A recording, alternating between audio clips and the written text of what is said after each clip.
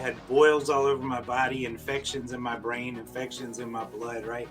I was on my way out. They put a hospital bed in my home. And you went out and intentionally tried to infect people. Yeah. Really, David, this is a form of murder. And I didn't find Jesus. He found me because, he wasn't lost. I was lost. This is David Hebner Live. David, where were your parents in all this? I know you talked about your father. There was abuse going on. And for those of you guys just tuning in, David had a long history of abuse as a child, which he believes knows, well, that's why he turned to being a homosexual, transgender. But David, where was your mother or your family structure in all this? Well, we had a neighbor and a family friend that took advantage of my need or my desire for male affirmation and confirmation. This was a man, next door neighbor who was a man. Yes, yes, yes, yes. Okay. It's actually what the LGBT movement actually calls recruiting. Yeah. They boldly say recruiting, But- and I know because, and I can say that because I was recruited and I was a recruiter, so I can say that. Okay. You David, know, how old were you when you were first abused the sexually? first time I was around 5. 5 years old. And how Yes, old was the abuser? he was an adult. Okay. So he was over 20. Yes, Yeah. yes, Okay. yes. All right. Did anybody do anything, say anything, find out anything? Did anything ever happen? Nobody knew. Nobody knew. There was another family friend also, and then it got to the point where I associated love with that sexual behavior. And so I was 8 years old, cutting school and hanging out in public bathrooms and at Wow. public bus stops, just waiting for some dirty old man, basically, to come along and offer me some candy and Yeah. Yeah. show me love, is what I thought it was.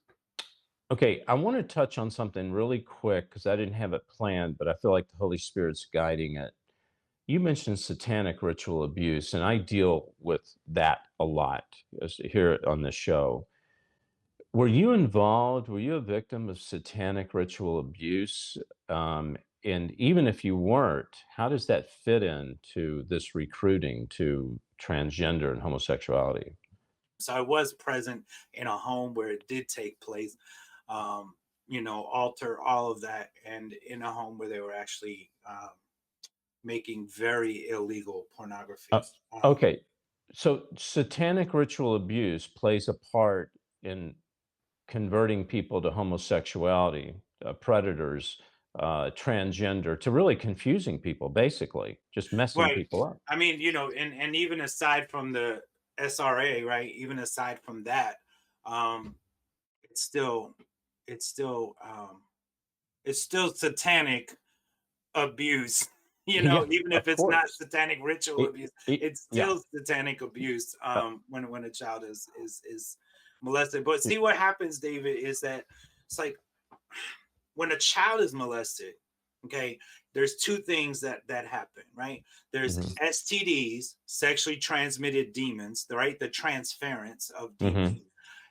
Plus, there's also something that's turned on in that child's brain that was never meant to be turned on, at least not until their marriage bed, right?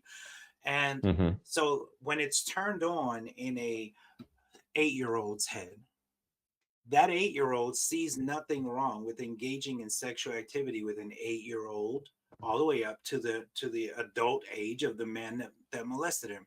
And as that 8-year-old Right. gets older, he still sees nothing wrong with engaging in activity with 8-year-olds up. um Mm, that's it's a mindset, right? And so right. people aren't born monsters, right? They're born into Right. sin, they're shaped in iniquity, we're created in the image of God, we're born in the image of Adam. So we have to recognize that we are fallen creatures. Yeah. But and so what comes natural to us in our fallen nature is everything that is in opposition to our creator. Yes, yes. Do you believe that you were possessed by a demon during this time of being on the streets, I being believe that prostitute? there was a legion in control of me. Okay. I believe homosexuality is a legion. It never comes alone, right? Yeah. And so, but from what I've experienced is that even after deliverance, there still is what I call habitual sin, Hmm. right? So Yeah. even after some people are delivered from the effeminate spirit, from the perversion, from all types of things, they still suffer habitual sin, Hmm. and that can take anywhere from 3 to 11 years to break habits in a human mind, right? Mm. Hmm. So there's so many different aspects of it. And you know, when I say it's an identity so much so that it determines my friends, it determines where I can live, not where I will live, but where I can. It determines which of my own blood relatives will associate with me. You know, so it determines all of these things. But like any cult, it becomes the only family that the individual knows, has, and loves. Hmm. So it's like any other cult, right? Yeah. So what I hear you saying, and I agree, is that when a person is injured, abused, a little boy, little girl, it comes in through their psyche, through their physical, through the anatomy. But then what happens? It breaks the spirit. In other words, it's almost like a curse upon the spirit. So it messes the mind. It distorts the feelings in the body, and it's a broken spirit. So now you have body, mind, soul. You're dealing with the whole package, David, that has to be healed. That's Uh, right. come to Christ. You had AIDS.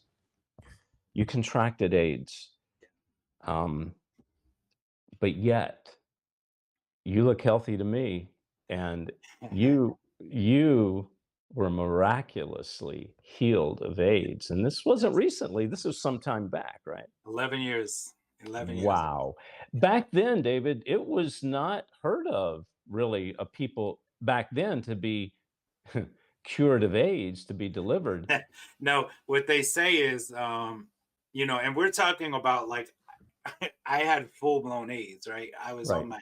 on my deathbed. They had put Right. a hospice in place, gave me less than 3 months. I had boils all over my body, infections in my brain, infections in my blood, right? You know, I was on my way out. They put a hospital bed in my home. I was checking out. There was no doubt about it. I accepted that my life was over.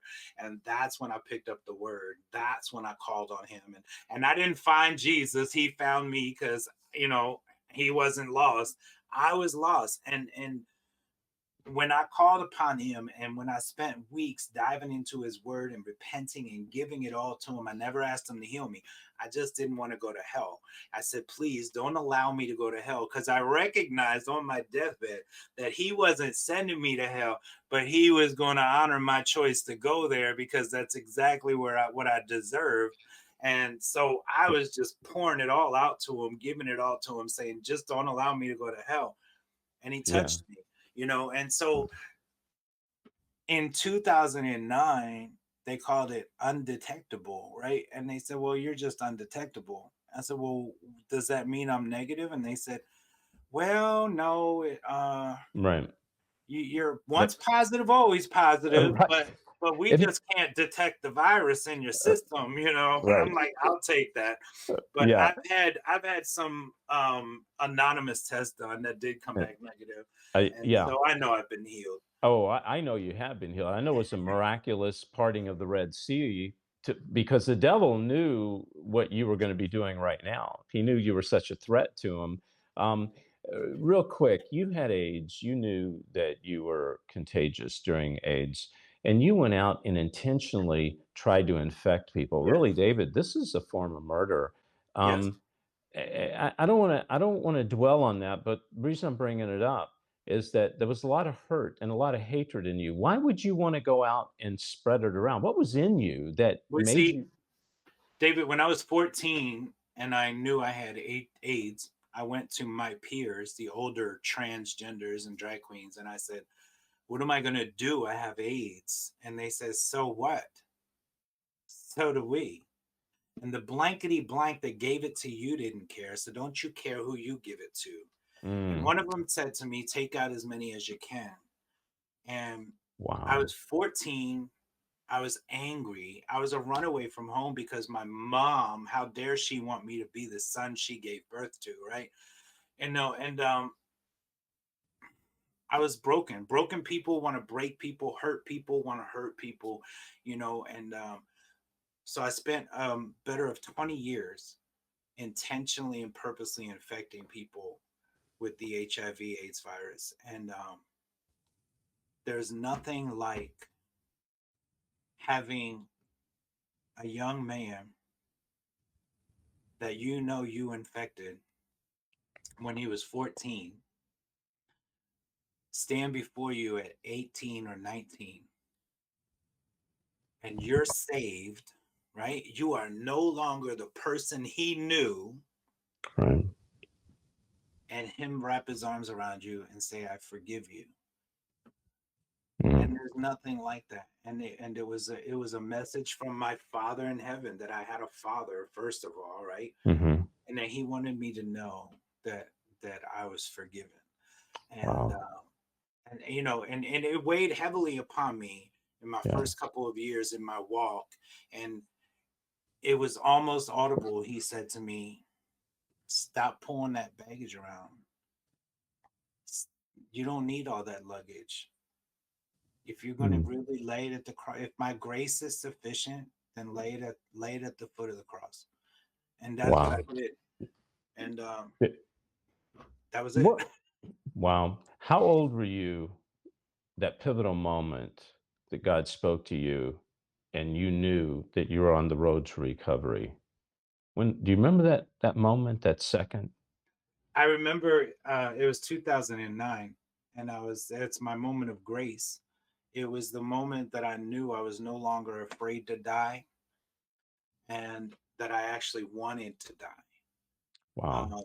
And I said to him, I said, I'm ready. Please take me.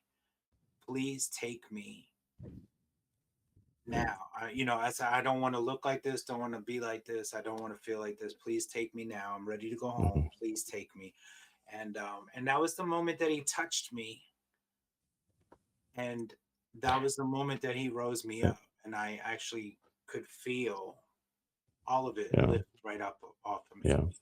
Before we go, David, what can you tell somebody out there that's struggling with what you are struggling with, that's caught up in it, and they're listening maybe for the first time, don't know if they're a Christian, but what can you say to them? What's the first step? The first thing is that ignorance is not bliss. Ignorance is bondage.